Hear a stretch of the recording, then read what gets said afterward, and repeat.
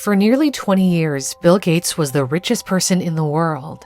He pledged to give away nearly all of his vast fortune through the Bill and Melinda Gates Foundation, one of the largest philanthropies ever created.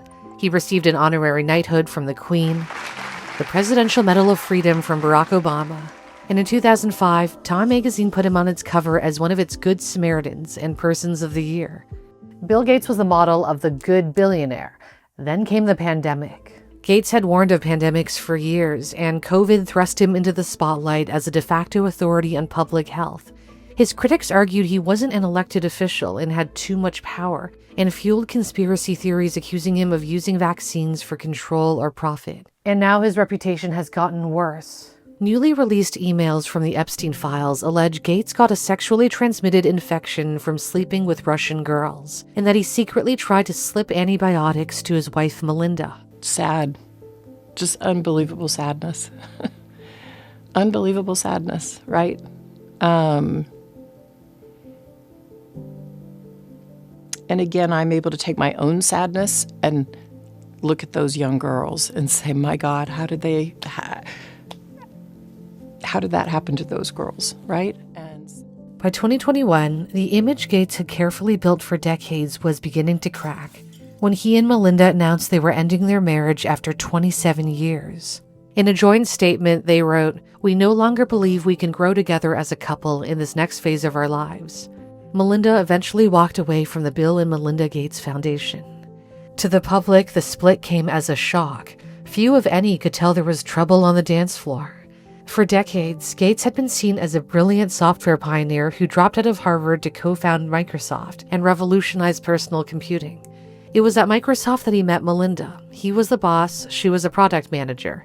She initially turned him down, but he kept pursuing her.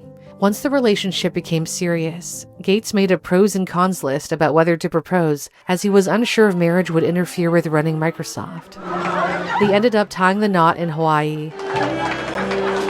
Melinda left the company 2 years later to focus on raising their 3 kids. Their divorce shattered Gates's squeaky clean image.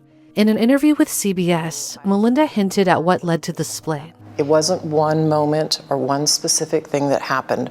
There just came a point in time where there was enough there that I realized it just wasn't healthy and I couldn't trust what we had.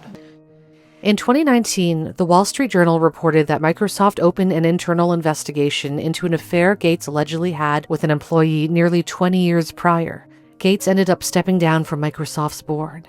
When CBS's Gayle King asked Melinda whether Gates had cheated more than once, she replied, I think those are questions Bill needs to answer. Okay. The New York Times reported Gates pursued women on multiple occasions, including asking an employee for dinner in an email, writing, "If this makes you uncomfortable, pretend it never happened." The woman reportedly laughed it off. But what appeared to trouble Melinda Gates the most was his relationship with Jeffrey Epstein, a man she said she met only once and later described as abhorrent. He was evil personified. Melinda was deeply uncomfortable with her husband's association with a convicted sex offender who later died in jail. A New York Times investigation found that Gates had met Epstein multiple times, beginning in 2011, years after Epstein had been convicted of soliciting prostitution from a minor and had to register as a sex offender.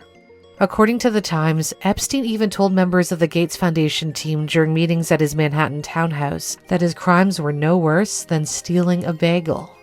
Gates later admitted meeting with Epstein was a mistake. I've said I regretted having those dinners. And there's absolutely nothing new on that. Is there a lesson for you, for anyone else looking at this? Well, he's dead. So, in general, you always have to be careful. He claimed he met with Epstein because of his connections to wealthy donors who showed interest in donating to global health efforts. Bill Gates is now one of many powerful people named in 3 million newly released pages of Epstein's personal communications. In emails that Epstein drafted to himself in July 2013, he claimed he helped Gates get drugs to deal with the consequences of sleeping with Russian girls, and also helped facilitate his affairs with married women. In another email, Epstein wrote, "To add insult to the injury, you then implore me to please delete the emails regarding your STD. You request that I provide you antibiotics that you can surreptitiously give to Melinda, and the description of your penis." I think we're having a reckoning as a society, right? No girl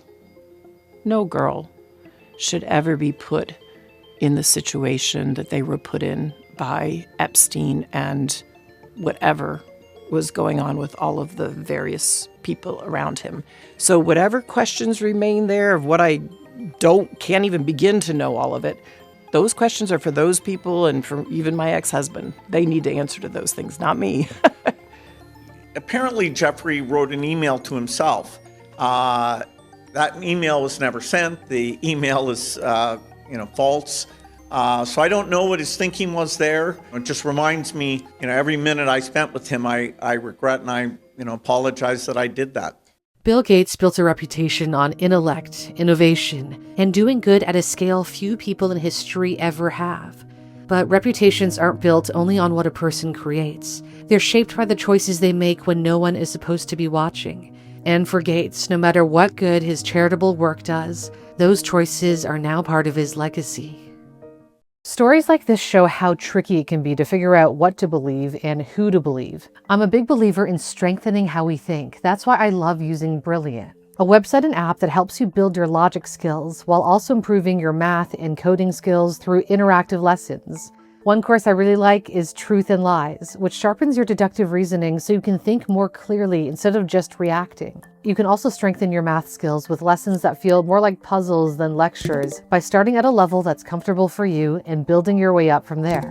If you're interested in coding, Brilliant lets you learn with step-by-step interactive lessons. You can start learning for free for 30 days at brilliant.org/newsthink or by scanning the QR code on your screen.